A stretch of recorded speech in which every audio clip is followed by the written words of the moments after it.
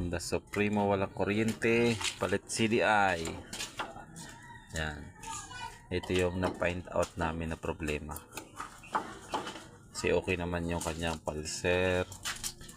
Okay naman ang wiring. So okay naman ang coil.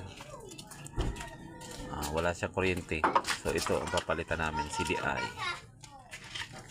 Yung CDI niya, yung original pa. Try niya.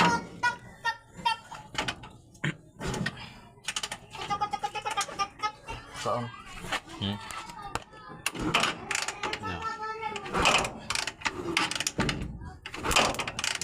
Meron. Sige. Fire.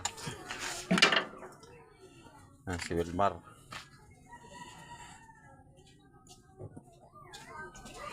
Start kung one click.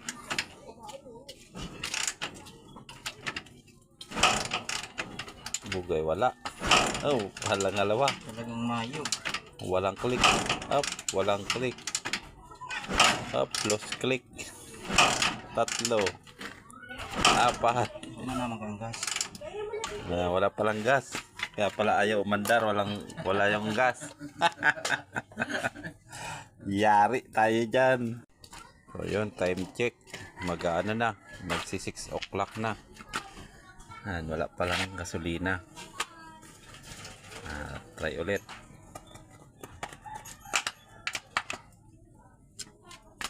Okay, tignan natin kung ilang sipa.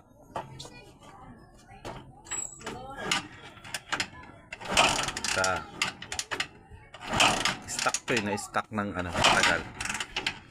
Stuck na naman. Chok natin, chok. Ayun, chok nyo. Yun!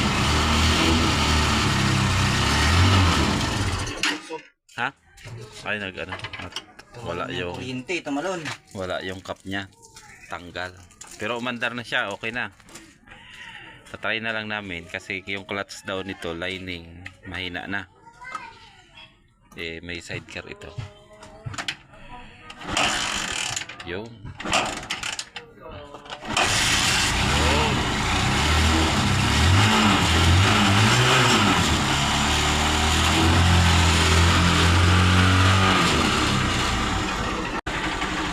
Pag ganyan wala pa yan sa timpla, titimplay pa natin ay yung airing nya.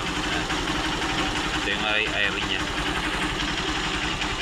Timplay natin.